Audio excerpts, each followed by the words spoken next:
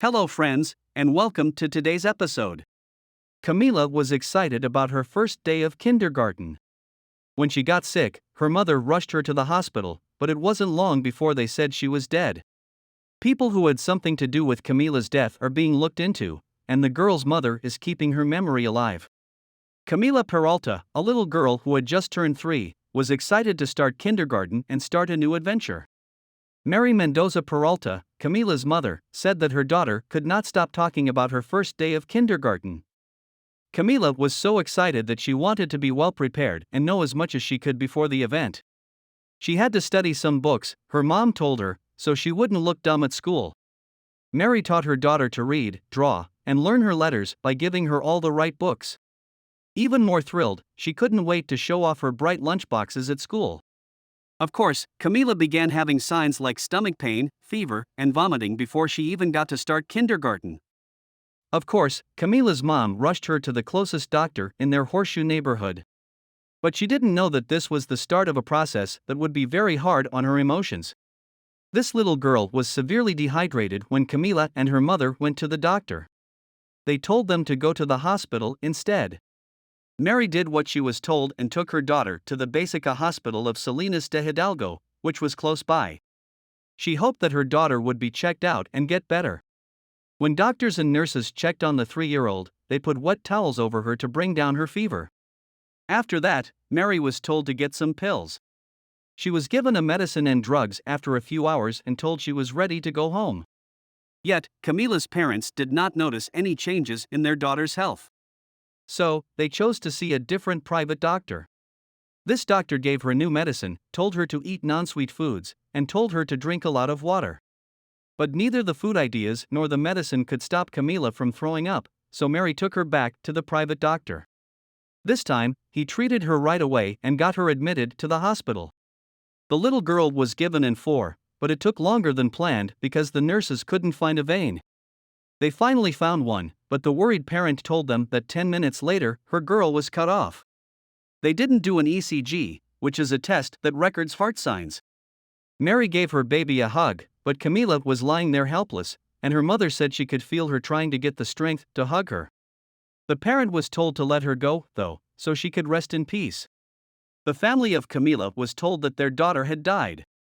After that, Mary was locked up and told she couldn't see her daughter. She tried to get the doctor to take one last look at Camila, but it didn't work. Mary saw her daughter lying in a box with a glass lid at the wake. At first, she saw that the glass was hot and wanted to open it, but her family told her not to because they thought she might be seeing things because she was so sad about losing her child. Her mother-in-law finally looked through and saw that Camila's eyes were moving. They took her pulse right away and saw that her heart was still beating.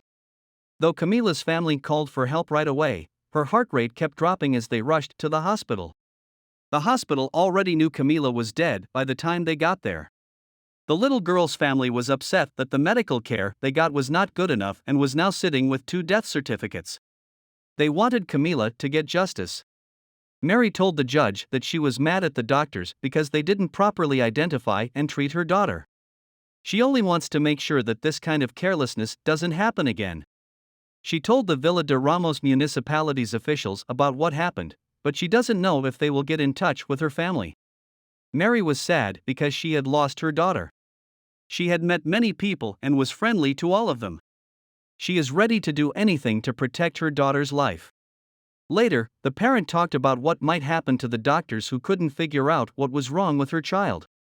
If the doctors who treated Mary's daughter got caught, they could get a long prison term on October 13, 2022. The Attorney General of the state, José Luis Ruz Contreras, was seen in a picture talking to the press. He said that Mary's daughter's situation is being looked into very carefully. Government officials are trying to figure out what the funeral home and the city government should do.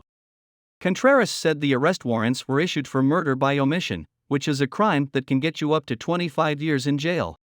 The government workers said it looked like some people weren't doing what they were supposed to do, which was to give timely medical attention. An interesting case was talked about on TV the day before Mary's post was shared.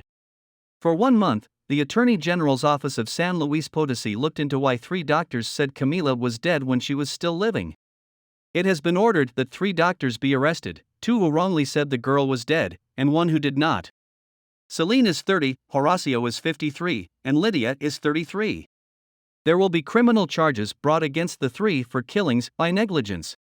Even though Mary lost Camila when she was very young and hadn't been through many important events, she made sure that her memory would live on.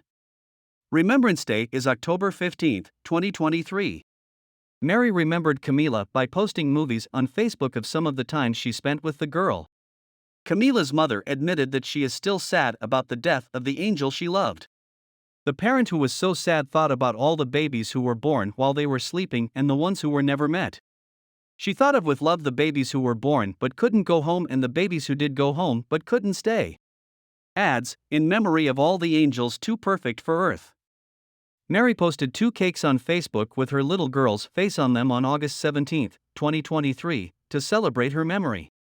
She also threw a very nice party for the child. Everyone who helped make the day special was also sent good vibes by Camila's mother.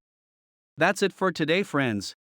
Please let us know what you think about this story. Thank you for watching, and we'll see you soon for more amazing stories.